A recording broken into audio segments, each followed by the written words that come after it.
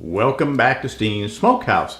I was going through my list of videos and we're at 25 right now, and thank you so much for watching. We've got 11,000 minutes of view time, almost 2,600 views, and we've got a little over 100 subscribers, and thank you all.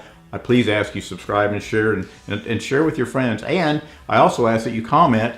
Let me know if there's things you want me to do that I haven't done, or any kind of recipe you want me to see if I can take a stab at. I'll be happy to do it. I don't do very many chicken recipes, and I'm not sure why. I'm going to start kind of mixing them up or alternating.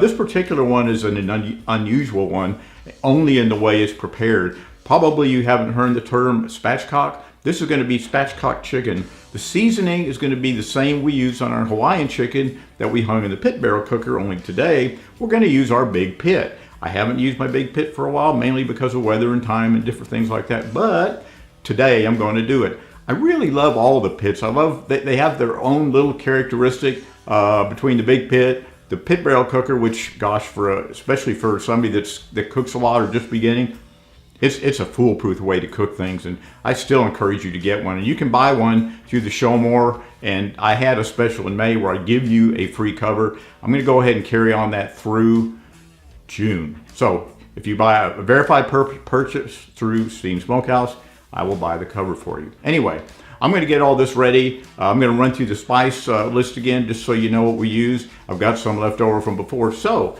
without further ado, let's get busy.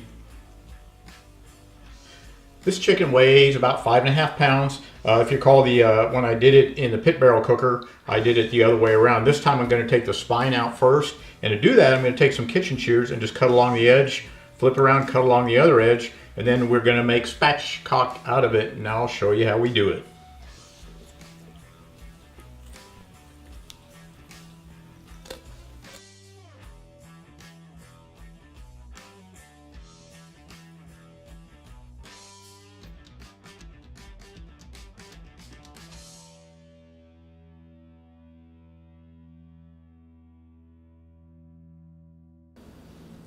What we're going to do is prepare this so to lay flat on our grill. In order to do that, we have to spread it apart and work on the inside just a little bit. So hang tight while I do it.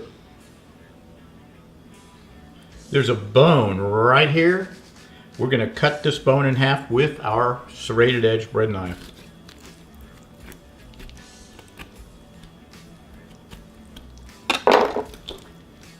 There. Now to lay nice and flat. You can also take this bone out a little bit.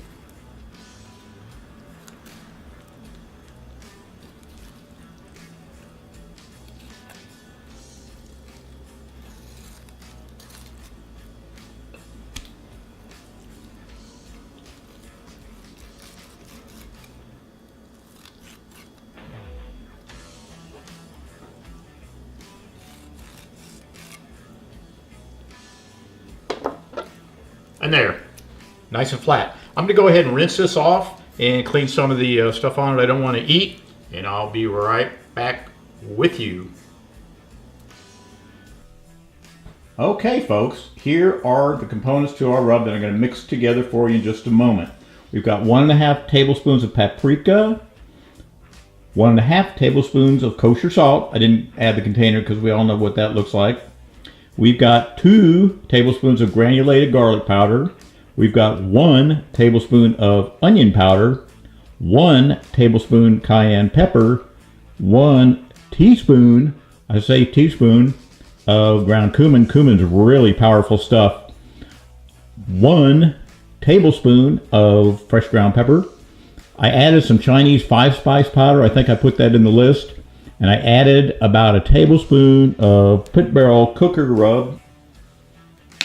This makes a nice flat chicken to put on our grill. I'm going to go ahead and season it, and this is again the same Hawaiian rub that I put on our Hawaiian chicken a couple weeks ago. I'm just going to season it pretty liberally on the top. That's all I'm going to put on it, and then it's going to sit in the fridge until we fire up the pit and get ready to do our spatchcock chicken. There we go. That's all we're going to do for now. I'm going to cover it with foil. Put it away. Be back with you soon. I've got coals in the chimney starter, and our big pit's just waiting for them to get poured in. I got it all set up. I've got a small water pan in it, and as soon as the coals come to temp, I'm going to put them in there and start feeding it with wood.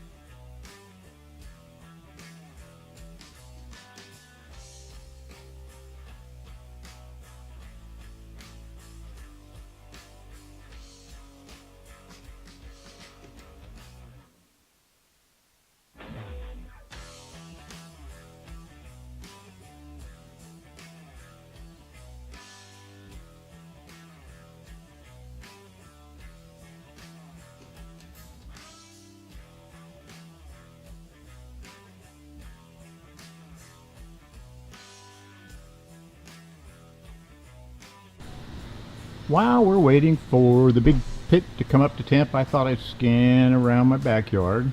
My son Brandon and his friend Megan took a couple days and a lot of hard work. Got all my flower beds cleaned out, and there's a little kidney shaped flower bed right here by where our big pit is, and this just, you really did a splendid job. I am so happy with it, and Brandon, I love you very much, and Megan, thank you for all your help, and you guys did a super job. I could not be happier. We're almost 200 degrees. As soon as it gets to probably 200, maybe a little more, I'm going to go ahead and put the meat on. Our smoke is starting to clear out. I'm on my second log. It takes 2 or 3 logs sometimes to get the smoke to clear out, but once you get the nice blue kind of actually transparent smoke that we want, then it's time to cook. Be right back. We've got a nice blaze in our firebox. As soon as it settles down a little bit, which is just a few minutes, I'm going to close the lid on it and put our food on. What you want is a nice little blaze to make some coals out of the wood, and then it's ready for cooking. Our smoke is almost invisible.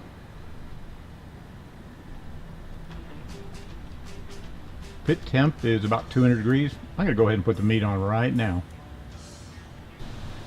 Okay, the big pit is heated up, and I just put our spatchcock chicken on the hot side of the grill. Loosely translated, spatchcock means what it is. It's like chicken laid down, spread apart, just like it is like there. It's laying really nice and flat on the grill. As soon as it takes about 15 or 20 minutes on this side, I'm going to flip it over and cook it breast side down, and we're just going to keep an eye on it for a while. I don't have any plans to baste this yet, but I've flipped it over again. I had it breast side down, now it's back breast side up.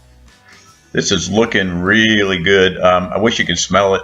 These big pits are amazing. I love using this thing. I love using all my pits though, but anyway, onward we go. I decided I'd base it with KC Masterpiece, the classic one. I really like it, and some Siracha hot sauce. I'm going to put about 3/4 of the KC Masterpiece in it, and then 1/4 or less of the hot sauce. This stuff's pretty intense, and it doesn't take much to make an impression on you, so that's where we're rolling with it. This has got a real nice backyard barbecue look to it, so let's keep going. so here's our spatchcock chicken all ready to go. What I'm first going to do is divide the 2 halves right down the center. Take off the thigh and leg, both sides, and then we'll have some manageable pieces. The wings and breasts and stuff are right there. So let's see how it came out. Well, you can't complain about that. We'll divide this leg and thigh, and this leg and thigh.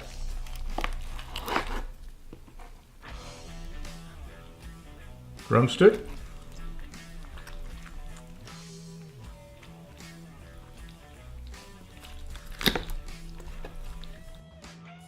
This came out really good. In my recollection, it's like a classic barbecue chicken recipe we would have had years ago. It's real easy to do at home, so give it a try. I think you'll like it. So here's our Saturday night chicken dinner all plated. Drumstick, thigh, nice organic tomato, baked potato with butter and chives. I'm not a big sour cream fan. A couple onions for garnish, and if you like green onions, those are good. This really came out good. If you recall, we used the same rub that we used on the Hawaiian chicken a couple episodes ago. Then I basted it with the KC Masterpiece barbecue sauce mixed with a little bit of Sriracha. It actually came out a little spicier than I thought it would, but it's really good. I believe I cooked this about probably 3 hours on the big pit, or until the breast side hit 185. The thighs and drumstick cook a little bit faster, but I want to thank you for watching. I appreciate you taking part in my episodes. I would appreciate it very much if you'd share and subscribe. But in the meantime, everybody have a good weekend. SteenSmokeHouse, till next time.